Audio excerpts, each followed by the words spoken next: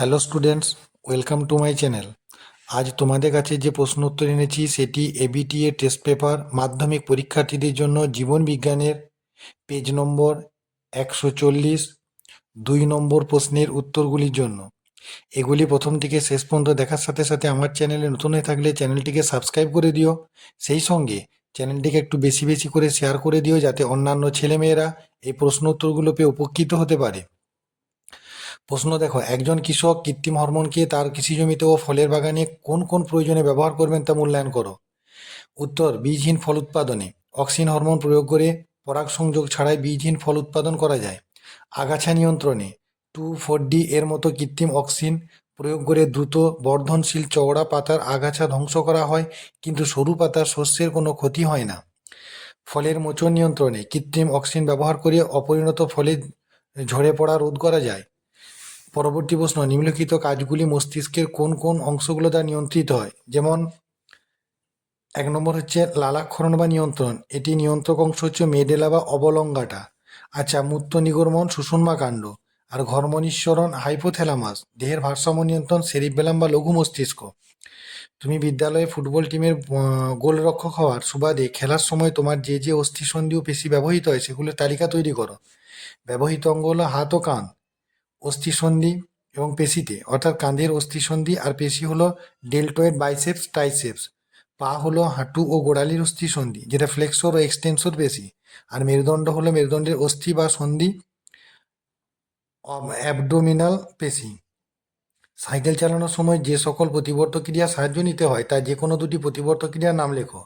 না, দৃষ্টিভিত্তিক প্রতিবর্ত ক্রিয়া, সামনে কোনো বাধা বা মোড় দেখে হাত দিয়ে দ্রুত ব্রেক করা বা হ্যান্ডেল ঘোরানো।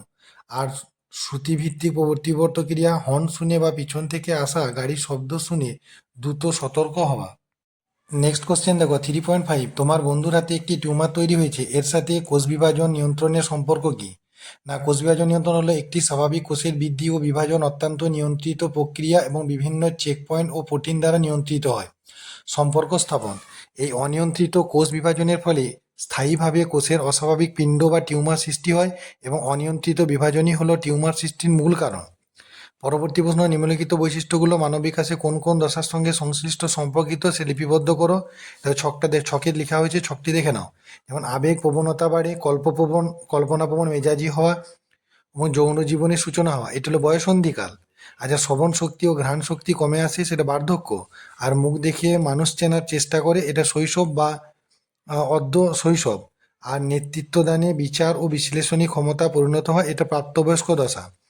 পরবর্তী প্রশ্ন, নিম্নলিখিত ভারতবর্ষে বিভিন্ন রাজ্য তথা পশ্চিমবঙ্গে কন্যা কন্যা সন্তান জন্ম দেওয়ার জন্য মায়েরা লাঞ্ছিত হন। এই সমস্যার সঙ্গে লিঙ্গ নির্ধারণ সম্পর্কিত বংশগতি সম্পর্ক প্রতিষ্ঠা করো। উত্তর দেখো, লিঙ্গ নির্ধারকের বংশগতি, মানব দেহে লিঙ্গ নির্ধারিত হয় পিতার ক্রোমোজোম দ্বারা। মা সর্বদা এক্স ক্রোমোজোম বহন করেন, অন্যদিকে পিতার কোষ এক্স ও ওয়াই উভয় ধরনের ক্রোমোজোম থাকে। সম্পর্ক স্থাপন, যেহেতু সন্তানের লিঙ্গ নির্ধারণে মাতার কোনো ভূমিকা নেই এবং এটি সম্পূর্ণভাবে পিতার শুক্রাণুর উপর নির্ভরশীল, তাই কন্যা সন্তান জন্ম দেওয়ার জন্য মায়েরা লাঞ্ছিত হন। এই বিষয়টি সম্পূর্ণ ভুল এবং ভিত্তিহীন। তাই বংশগতির এই মৌলিক তথ্য সম্পর্কে অজ্ঞতায় এই সামাজিক সমস্যায় জন্ম দিয়েছে। 3.9 প্রশ্ন দেখো, মটর গাছের বীজের ক্ষেত্রে মেন্ডেলের নির্বাচিত প্রকট প্রচ্ছন্ন বৈশিষ্ট্য। যেমন বৈশিষ্ট্য হচ্ছে বীজের আকার, প্রকট বৈশিষ্ট্য গোল, প্রচ্ছন্ন বৈশিষ্ট্য হচ্ছে কুঞ্চিত। আবার বীজের বর্ণ হলুদ এবং সবুজ। 3.10, বংশে থ্যালাসেমিয়ার ইতিহাস থাকলে জেনেটিক কাউন্সিলিং জরুরি, এই বিষয়ে তোমার মতামত ব্যাখ্যা করো। 1 নম্বর, রক্তে জিনগত পরীক্ষা করে সুনিশ্চিত হওয়া প্রয়োজনে যে দম্পতি একজন বা উভয়ই থ্যালাসেমিয়ার বাহক কিনা অথবা সম্পূর্ণ স্বাভাবিক কিনা। গুরুত্ব, জেনেটিক বা কাউন্সিলিংয়ের মাধ্যমে দম্পতির তাদের বাহক অবস্থা সম্পর্কে জানতে পারেন। ভবিষ্যৎ প্রজন্মকে এই মারাত্মক রোগ থেকে রক্ষা করার জন্য প্রয়োজনীয় সিদ্ধান্ত নিতে সক্ষম হন। নেক্সট কোয়েশ্চেন 3.11, একটি খাদক মাছের উপস্থিতি অনুভব করতে ভাসতে থাকা পোনা মাছটি জলের গভীরে প্রবেশ করলো। মাছের এইরূপ অভিযোজনের জন্য দায়ী অঙ্গটি ভূমিকা ব্যাখ্যা করো। না, এটার জন্য দায়ী অঙ্গটি হলো পার্শ্বরেখা। 1 নম্বর, পার্শ্বরেখা মাছের শরীরের দুপাশে অবস্থিত, যা জলে সৃষ্ট শব্দ তরঙ্গ এবং কম্পন গ্রহণ করে। 2 নম্বর, খাদক মাছ যখন জলের মধ্যে সাঁতার কাটে তখন যে তরঙ্গ চাপ সৃষ্টি হয় পার্শ্বরেখা তা দ্রুত শনাক্ত করতে পারে। আর এই কম্পন মস্তিষ্কের বিপদ সংকেত হিসেবে পৌঁছায়, যার ফলে পোনামাছটি দ্রুত জলের গভীরে বা নিরাপদ স্থানে সরে যাওয়ার মতো প্রতিরক্ষামূলক আচরণ দেখায়। পরবর্তী প্রশ্ন, এক শৃঙ্গযুক্ত গন্ডারের দুটি ইন সিটু সংরক্ষণ পদ্ধতি আলোচনা করো। না জাতীয় উদ্যান প্রতিষ্ঠা। অসমের কাজিরাঙ্গা জাতীয় উদ্যান এবং গন্ডারদের তাদের প্রাকৃতিক পরিবেশ নিবিড়ভাবে সংরক্ষণ করা হয়। আর বন্যপ্রাণী অভয়ারণ্য, পশ্চিমবঙ্গে জলদাপাড়া জাতীয় উদ্যান ও গরুমারা জাতীয় উদ্যান গন্ডার সংরক্ষণের জন্য তাদের নির্দিষ্ট সুরক্ষিত স্থান প্রদান করা হয়েছে, যেখানে তাদের সংখ্যা বৃদ্ধির উপর জোর দেওয়া হয়। নেক্সট কোশ্চেন দেখো, পেঁয়াজের স্বল্পপত্র ক্যাকটাসে পত্রকণ্টক কি ধরনের অভিব্যক্তিকে সূচিত করে ব্যাখ্যা করো। না পত্রকণ্টক এবং পেঁয়াজের শুল্ক ও শল্ক ও হলো সমবৃত্তীয় অঙ্গের উদাহরণ। এই অঙ্গগুলো ভিন্ন উৎস থেকে উদ্ভূত হলেও একই কাজ করে, যেমন জল সংরক্ষণ বা আত্মরক্ষা। এই ঘটনাকে অভিসারী বিবর্তন বলা হয়। নেক্সট কোশ্চেন, তেলাপিয়া মাছের ব্যাপক চাষ দেশীয় প্রজাতির মাছগুলো বিষণ্ণতার কারণ হয়ে দাঁড়াচ্ছে কেন, বক্তব্যটি বিচার করো। তেলাপিয়া মাছের ব্যাপক চাষ দেশীয় প্রজাতির মাছের বিলুপ্তির একটি অন্যতম কারণ হয়ে দাঁড়াচ্ছে। 1 নম্বর, তেলাপিয়া খুব দ্রুত বাড়ে এবং বংশ বিস্তার করে। দেশীয় প্রজাতির মাছেরা খাদ্য ও বাসস্থানের জন্য প্রতিযোগিতা করে, ফলে দেশীয় মাছেরা প্রায় হেরে যায়। 2 নম্বর, তেলাপিয়া দেশীয় মাছের ডিম ও পোনা খেয়ে ফেলে, ফলে দেশীয় মাছ বংশ বিস্তার করতে পারে না।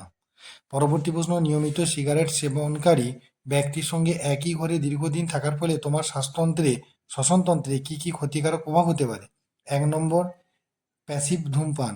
অন্যের ধূমপানের ধোঁয়া নিঃশ্বাসের সাথে গ্রহণ করাকে প্যাসিভ ধূমপান বলে। প্রভাব হলো 1 নম্বর, সিগারেটের ধোঁয়ায় থাকা কার্সিনোজম ফুসফুস ক্যান্সার হওয়ার ঝুঁকি মারাত্মকভাবে বাড়িয়ে দেয়। আর 2 নম্বর, ব্রঙ্কাইটিস ও অ্যাজমা বাড়ে, শ্বাসনালী ও প্রদাহ সৃষ্টি হয়, কাশির প্রবণতা বাড়ে। পরবর্তী প্রশ্ন, সুন্দরবনে পরিবেশগত সমস্যার সঙ্গে দ্রুত নগরায়ন ও দূষণের সম্পর্ক কি। না সুন্দরবনের সীমান্তবর্তী অঞ্চলে দ্রুত নগরায়ন ও বসতি স্থাপন বাড়ার ফলে ম্যানগ্রোভ অরণ্য কেটে ফেলা হচ্ছে, বাসস্থান ও চাষের জমি তৈরির জন্য জলাভূমি ভরাট করা হচ্ছে, যা পরিবেশের ভারসাম্য নষ্ট করছে। দূষণ বৃদ্ধি।